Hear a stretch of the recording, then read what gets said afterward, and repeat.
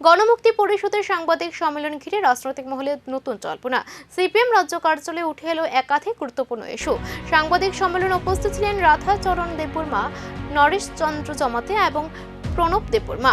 সম্মেলনে জনজাতি সমাজের বিভিন্ন সমস্যা, উন্নয়নমূলক বিষয় এবং চলমান রাজনৈতিক পরিস্থিতি নিয়ে বক্তব্য তুলে ধরা হয়। নেতৃত্বের পক্ষ থেকে বিভিন্ন দাবি ও উদ্বেগের বিষয়ও তুলে ধরা হয়েছে বলে জানা গেছে। রাজ্যের রাজনৈতিক পরিস্থিতিতে এই সাংবাদিক সম্মেলনকে যথেষ্ট তাৎপর্যপূর্ণ বলে মনে করছে রাজনৈতিক মহলের একাংশ। বিশেষ করে জনজাতি এলাকাগুলির বিভিন্ন ইস্যু সামনে আসায় নতুন করে শুরু হয়েছে আলোচনা।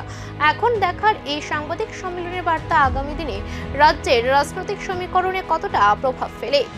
কেন্দ্র কমিটির দুদিন ব্যাপী যে সভা হয়, এই সভায় আমরা অনেক বিষয় আলাপ আলোচনা করে কতগুলো সিদ্ধান্ত গ্রহণ করি।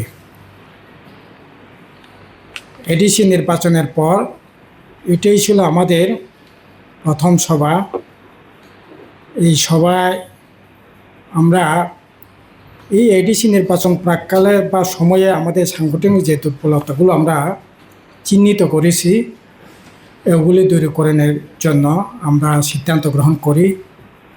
সেই মোতাবেক আমরা সিদ্ধান্ত নিয়েছি এই জুন মাসে 20 তারিখের মধ্যে সমস্ত মহকুমা কমিটি সেখানে বর্ধিত সভা হবে এবং দুর্বলতার যে কারণে আমাদের এই ফল হয়েছে এগুলি ব্যাখ্যা বিশ্লেষণ হবে। এর সাথে সংগঠনটাকে পুনরুজ্জীবিত করবার জন্য সেখানে সিদ্ধান্ত গ্রহণ করা হবে। এর সাথে এই নির্বাচন প্রাক সময়ে যারা নতুন করে আমাদের কাজের সাথে যুক্ত হয়েছে তাদেরকেও কীভাবে অ্যাকোমোডেশন করা যায় সেটা সেখানে আলাপ আলোচনা করে সিদ্ধান্ত গ্রহণ করা হবে আর কি। দ্বিতীয়ত আমরা সিদ্ধান্ত নিয়েছি এই 2026-এর আমাদের সর্বপ্রসঙ্গের যে কাজ। সিপিএম রাজ্য কার্যালয়ে হওয়া এই সাংবাদিক সম্মেলন আপাত দৃষ্টিতে একটি রাজনৈতিক কর্মসূচিতে হলেও এর বক্তব্য বার্তার অন্তর্নিহিত তাৎপর্য নিয়ে ইতিমধ্যে শুরু হয়েছে জোর আলোচনা।